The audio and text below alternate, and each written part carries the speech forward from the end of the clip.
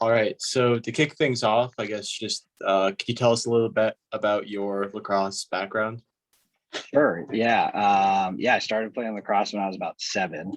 I grew up in New Jersey and started playing out there in like Princeton area when like Bill Tierney was there and stuff. So that was really fun and get to interact with him a little bit when I was a kid. And then I moved out to Southern California when I was in high school and played down in Westlake Village area, like Thousand Oaks outside LA.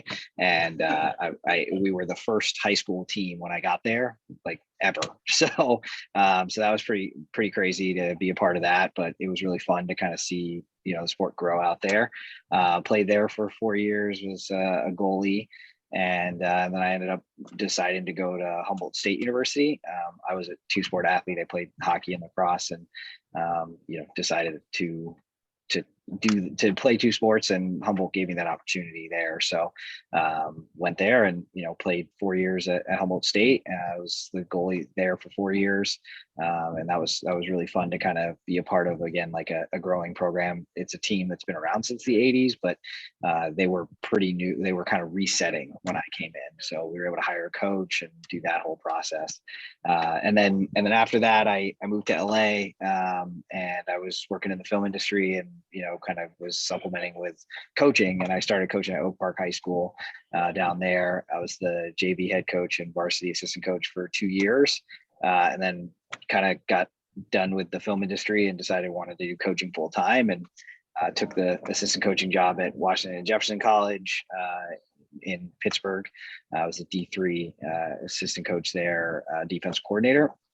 I was there for a year and then moved on to head coaching and got the head coaching job at University of Idaho. Kind of had a couple of really good years there. Was able to kind of build something, and then got the opportunity to come to Dominican, and I've been here ever since, going into my 7th year, which is pretty crazy. So. What made you want to play club lacrosse in college instead of maybe an NCAA team? Yeah, no, for sure. I mean, I definitely got recruited by NCAA a little bit more for the hockey side. I had gotten recruited to kind of play at that level, and then as well for some lacrosse. But my biggest thing was like I just wanted to play, right? Like I didn't want to go to a school and just sit on the bench for 4 years or a year. I mean, I was, especially as a goalie, like if you come into a program and even if you're pretty good, like there's a high chance that somebody else is going to start over you, at least for the first couple of years. And my thing was like I wanted to play, and I didn't really care what level it was at or who it was. And it was very different. Like when I was in California, like nowadays, these kids are getting recruited left and right, but like we had maybe one club team in the LA area, and that was it. And you go to one tournament and maybe you'll get recruited. So like it wasn't like that wasn't a thing. Like it wasn't like from California, like you weren't going anywhere, right? So I decided to, Humboldt gave me an opportunity to play hockey and lacrosse, and so I went up there for that. And I really didn't know what I was getting into my first year at Humboldt. I mean, we showed up, it was a player coach. We were playing, we weren't in the conference yet. We were still trying to get back in because there was some stuff in the past. And so we were traveling a bunch, playing games. And then, over my time there, we were able to, hire a coach, build a team, and I got to be a part of all that. I got to hire Tony Savaggio, who was there for 10 years.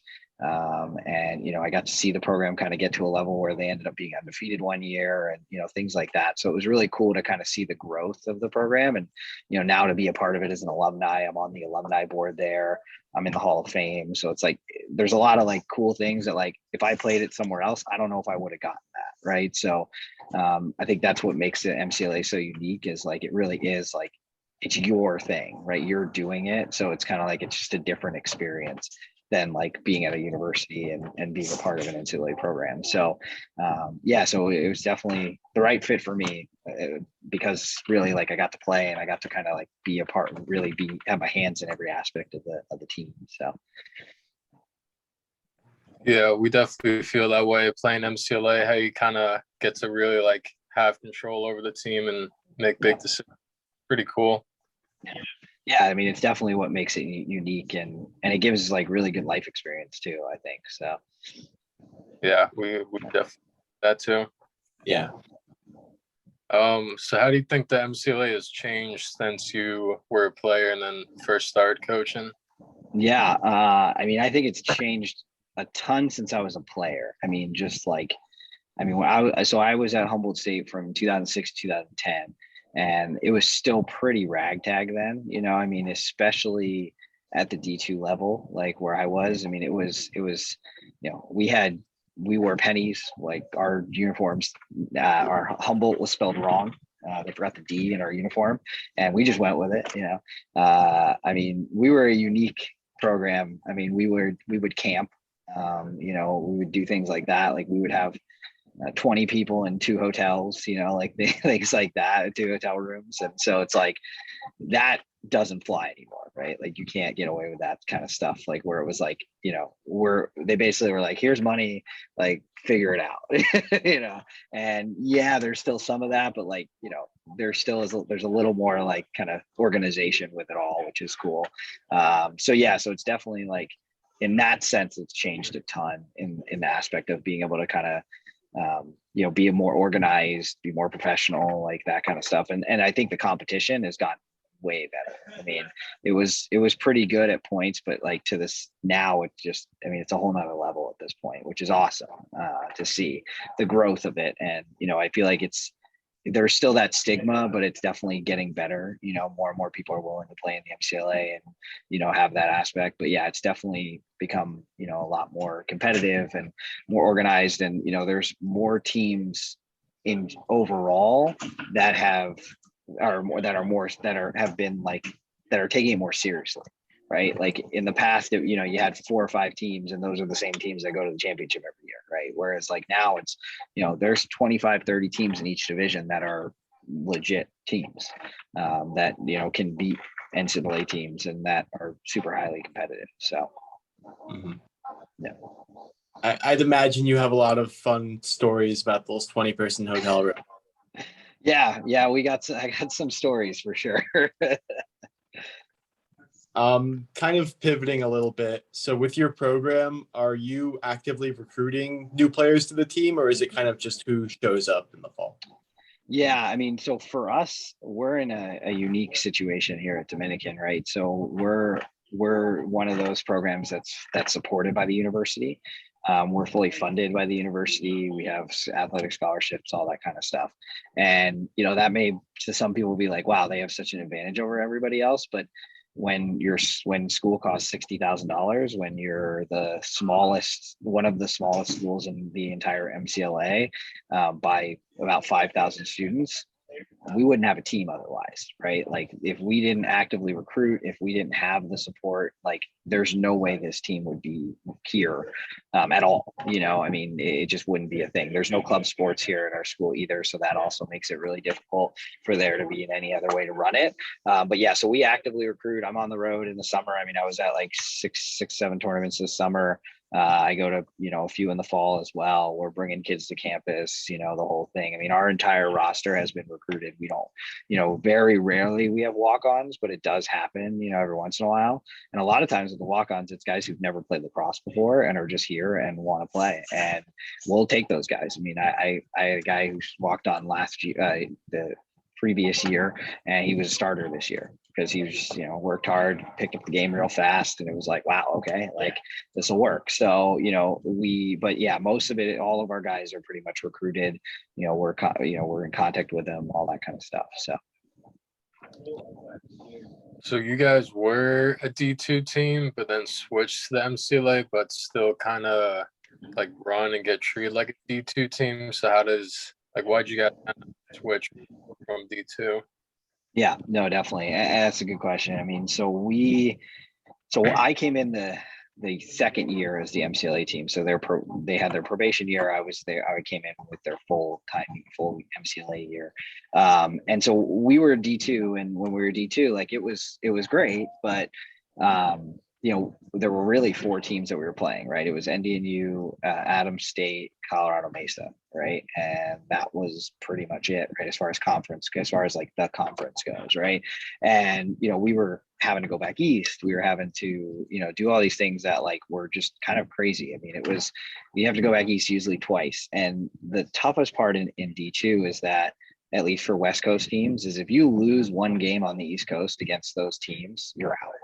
Like you could win every game on the West Coast. You could go, 10-1, and there's a large chance you're not going to make NCAAs, right? Because there's no conference tournaments or anything like that, right? No AQ. So it's, that makes it harder to compete. So the main reason why we left D2 was financial, right? I mean, it just didn't make sense financially to continue to play in Division II and travel and do all the things that we were doing before. And it also, what had happened was one of the teams in our conference decided to go independent, and the other team, the Colorado teams, were basically like, no, we're not going to have a conference with you guys anymore if that team isn't here. And they were adamant about going independent, and now they don't have a team anymore. So we kind of looked at it as like we've seen the past of a lot of these teams have gone, and some schools have gone on and been very successful, and some schools have gone on in Division II that we used to play that have not been successful. And some teams we used to play in Division II are now MCLA teams, like Grand Canyon. So it in general, it made the most sense for us, and it's still, in my mind, makes sense for us. My first few years here, I was very adamant about us going back to D2. That was like my goal. And over time, I really realized what's the benefit for us to go D2, right? We're fully funded. We're supported by the university. We have athletic scholarships. We don't have to deal with all the NCAA restrictions and the rules and all that kind of stuff. And we can have fun and enjoy our experience. And how does it benefit the student athlete experience? It doesn't, right? If we go D2, the chances of us ever making a national tournament is it's not going to happen, right? I mean, we'd have to win every game. I mean, there's only one team on the West Coast that's ever made a national tournament in Division II, and that's Colorado Mesa. And they lost one game all year, and they ended up in the 16th seed and had to play the 1 seed in the first round. So it's there's no AQ. They have a conference championship, those kind of things. But it's for us, we have a chance at an AQ every year, and we have a chance to be nationally ranked and get a bid into national. So the competition does, it makes sense for us to stay where we are. If California decides to, add D2 at their universities, we're in. We can go. We're ready. But until that happens, we're in the right place. Yeah, I feel like there's definitely, especially with younger kids, the NCAA or bust type of mentality too. But yeah, especially now after going to Purdue and finding a school that's right for me, it's really just about playing as much lacrosse as I can and having the best experience. So yeah. Definitely arc. Yeah, I mean, guys aren't going pro necessarily, right? So it's there's a better league now, but it's very highly unlikely. You want a good education, a good school, a good experience. And, as long as you got that, it's all good. It doesn't matter where you play. Mm-hmm. Yeah. So what's the, throughout the year, what's the practice schedule and game kind of schedule look for you guys? Yeah, so we do for our fall, we pretty much start first week of school. We do 3 days a week as far as practice goes. So it's Monday, Wednesday, Friday, 3:30 to 5:30 is our practice times. And we'll do that up until, pretty much around mid-November. And we'll play games. We usually do 7 to 8 scrimmages, somewhere around there. And we tend to play some of the local teams. We have a community college down the road that we play, and then some of the men's league teams. So it's good to kind of play those teams that get a little kick in the mouth a little bit early on in the fall. And then we do lifting and things like that as well. And then around kind of mid-November, we go into individual training and focus more on just kind of letting the guys focus on school and do well in that aspect. And then going into spring, we go 5 days a week, Monday through Friday. It's 3:30 to 5:30 on 3 days a week, and then in the morning on 2 days a week. And we'll go from January until the end of the season. And then once we start games, it's more of Monday tends to be a film day. Breaking down the film from the previous game, and then Wednesday nights we tend to do our scout film, and then Friday's either a walkthrough or a travel day, right? So there's that as well. But yeah, it's pretty much 5 days a week, games on the weekend, that kind of thing. So yeah.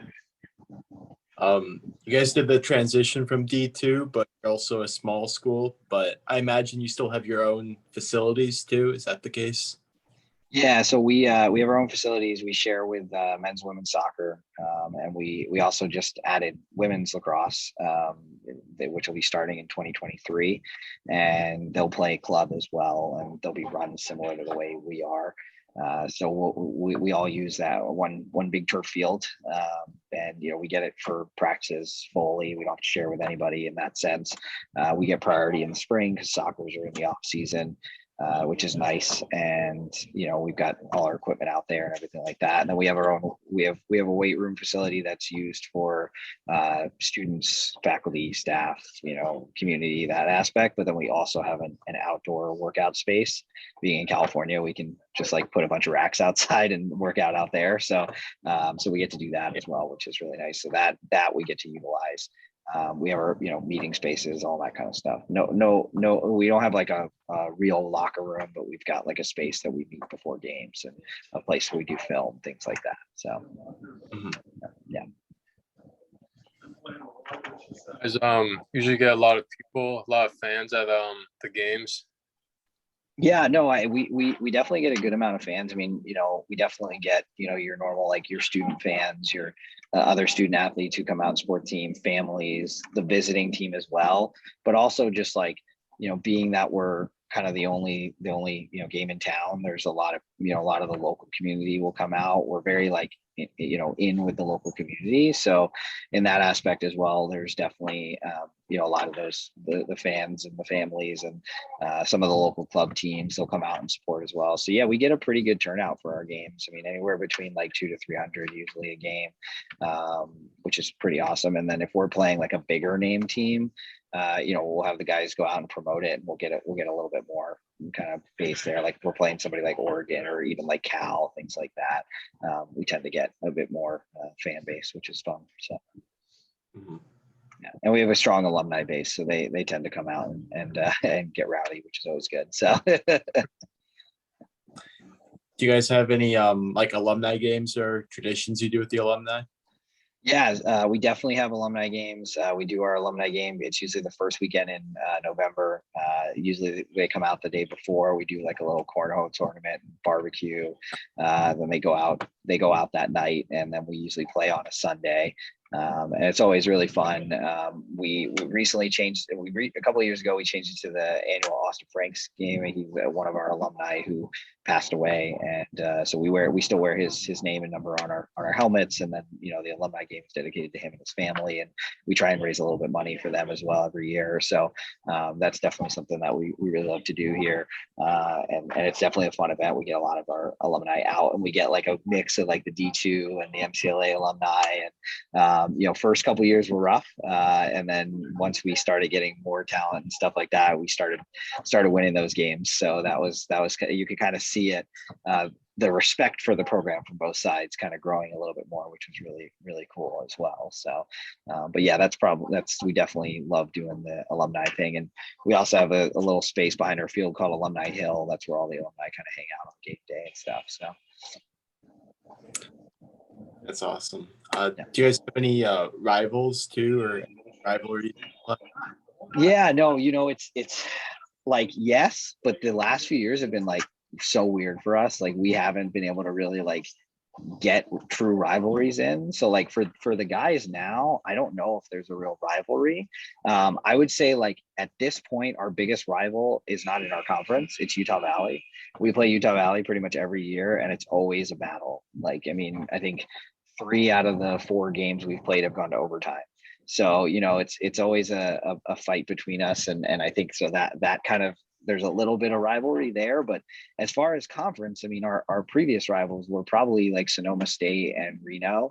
I mean, Cal is considered a rival, but I mean, they're real good. So it tends to not be as much of a competitive game, hoping this year it will be. But, I would say like Sonoma and Reno, but what had happened is we went to divisions. So, or not divisions, we went to like brackets, right? So there was a north and south. And the initial year they put us in the south, which took us away from all of our rivals that we would normally play, like Sonoma and Reno. And then they put us back in the north, and then COVID hit, so we never got to play those teams. And then this last year, we were the only team in the Bay Area playing. So because of that, we ended up not getting to play those teams again. So we haven't played Reno in almost 4 years, and we haven't played Sonoma in like, I think it's been about 3 years. So yeah, it's so hopefully this year we get to play them all and we can have rivals again. Yeah, definitely feel that. Our biggest rival is Indiana, but now to them, it's been over 2 years since I've actually stepped on the same field as them. So Yeah. rivalry's always going to be there, but Right. definitely going to play them. Yeah, it's harder like when you don't know the other team. Like, you know, like in the past, it's like, oh, you know, this player and this player and this player, and you know, you want to play on this, you know, it's like, but it's now it's like I don't know anybody on either of those teams. So it's like, you know, I think it'll get there. Like when we step on the field together and we all play again, it's, you know, that'll happen. But right now it's still kind of just like, all right, like hopefully everybody's playing. So Yeah. Yeah.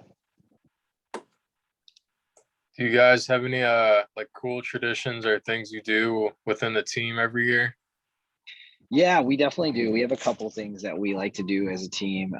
Probably number one is that the guys really like is our Golden Gate run. So, you know, being we're in the Bay Area and we've got the Golden Gate Bridge like 5 minutes down the road from us, we go up there sometime usually in the fall, and we'll go up around like 5 a.m. and we'll hop on the bridge and we'll run. And then on our way back, the sun's rising. So you get the sunrise over the city, and it's just like an amazing view. And, you know, you come back, you're exhausted and you're just looking out. And it's like, wow, this is pretty cool. So we do like a big team picture out there. So that's one of our big traditions that the guys like really like a lot. We tend to try and go to like, there's a local AHL team called the San Jose Barracudas, the Sharks affiliate. And we go to that every year, and that's always a blast with the team. But I think our biggest thing is probably like our oath. So something that the guys created a couple years ago, it's called the Brotherhood Oath. And it's just kind of like it explains everything that we are as a team. And we send it out to the freshmen when we get here. The guys like put it on their shirts. We talk about like quotes every day in practice. And, you know, it's just something that like we live on, and it's become like a really big thing for us. You know, and it's helped kind of build like a real family aspect to the team, which is really cool. And I think the coolest part again is like it's something that the players created and brought on, and like we have like a plaque, and like, you know, it's just one of our like big traditions here that we appreciate as a team. But yeah, those are probably the biggest. Oh, you know, we do like freshman karaoke. That's always like a blast right on the road. Yeah, I'm sure you guys do that too. Like that's our big like spring break trip. You know, we tend to do that, and that's really fun. And then we also do Airbnbs when we travel.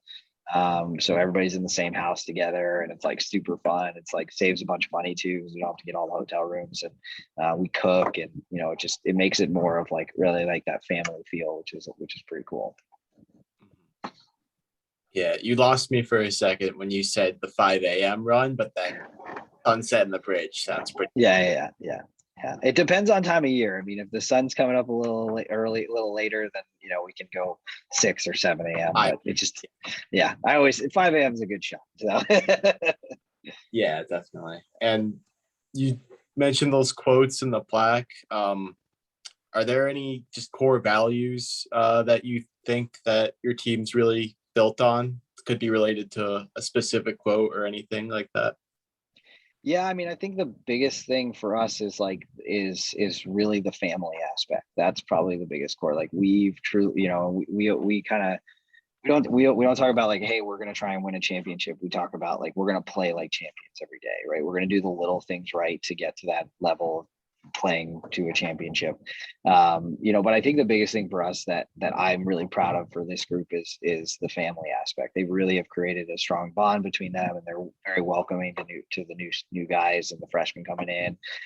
So for me, that would probably be the number one. I would say outside of that is just like the blue collar hard work mentality. in our conference, we've got teams like Cal and Cal Poly that, these guys just show up and they're super talented and they're like ready to go. And, you get some of the best, right? And for us, it's like, we really have to recruit. We have to find the guys who are going to come in and work hard. We always say, like, we're never going to go into a season and win pretty games. We're going to win ugly games. We're going to have to be the hardest team to play against. And that's how we're going to beat people. Like we aren't going to have the most talented players in the world, but we're going to be a unit. We're going to be a group, and we're going to be a brotherhood, and we're going to go out there and battle together and play hard every day and play that blue collar system. And, that's when we're going to be able to kind of compete. So, that's really what we're building, what we were trying to build here with this group. And, we have a large senior class with like 16 seniors that are really going to kind of, I think, take that on a lot this year. And, they've been working hard over the summer and they're ready to go. This last year was rough and it was good to play, but it was just like, it was a different year. So I'm sure you guys experienced similar. So Yeah, definitely. You kind of touched on it a little bit too, but if you were recruiting a high schooler and maybe they're having trouble deciding between your school or a larger MCLA school or even an NCAA school, what would you say to them to help them with that decision? Yeah, no, that's a good question. I mean, I think for us, like, we've gotten to the point now where we're really knowing what we're recruiting. We're knowing what we're trying to get here as far as like who's going to last and who's not. Our retention has been really high and our graduation rate has been high because we've been able to really like find the right personnel here and the right student athletes to come in and be successful. So, the biggest thing I always say to guys is like, look at as many places as you possibly can. Go look. I like if somebody's saying like, hey, we're looking at you in this school and this school and this school, I'm like, great, go visit 10, 15 schools, because at the end of the day, if you keep coming back to us and you keep saying like, hey, Dominican's where I want to be, then that's where you're going to be for 4 years. Like, I hate to see guys leave, at any school, right? Like, we want them to stay here and be happy here. I've had guys who come in and they leave and they come back. I've had like 3 or 4 guys do that already, where it's just like, man, I want to be back there. Right. And so, we really like, I think, and some of those guys didn't like visit a lot of places or didn't look at other schools. And, it's one of those things where look at as many schools as you possibly can, look at all your different options. And at the end of the day, if this is where you want to be, then, we're the right place for you. I don't want a guy who's looking at one school where his only school, he comes here once for a visit, goes nowhere else and comes here. Most likely he's not going to last. And I've seen that. Right. But as far as like the differences, I mean, our biggest thing is we're competitive in the sense of like having scholarships, being able to support the student athletes, be able to get the academic support, the like priority registration, those kind of things. That's like a big deal. We tend to compete more with the small private schools. So like Concordia Irvine is similar to us in the MCLA. So we compete with them a lot. And then we also compete with like William Penn, like the NAIA school, Westminster, those kind of schools, like Whittier as well, like West Coast, NCAA or MCLA that has the academics and there has the support. If they're looking at a bigger school, like we're probably not the right fit because we're small, right? So, but yeah, I mean, I think the key for us is just kind of like, I want to, I'm going to try and be as nice and personal and give them options and be helpful and those kind of things. And again, if they keep coming back to us, then we're the right place for them. So.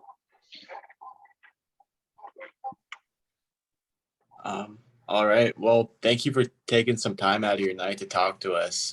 Definitely trying to get as many different clubs and programs the exposure that me and Andrew both think that they need. Just the MCLA, more of a spotlight on it if we're going to keep growing lacrosse. So yeah, thank you for, we'll probably try and have this up in a few weeks, but we'll let you know about that. And yeah.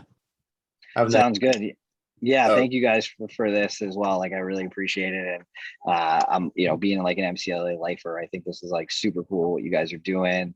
And like, it's really cool to see the social media presence. And I hope you guys keep it up, and I think it's awesome you're talking to the coaches and stuff. Like, seriously, you guys you're doing more work than I am to grow the game, to be honest, in the MCLA and grow the exposure, because you're currently active players. You're out here doing this, and it really is awesome. So, thank you guys so much for doing this, for the league and for somebody who's been in this and cares a lot about the MCLA.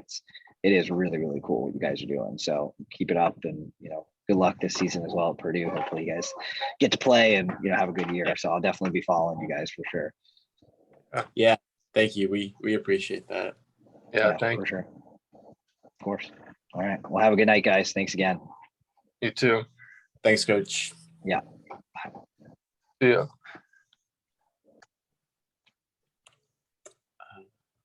Stop recording.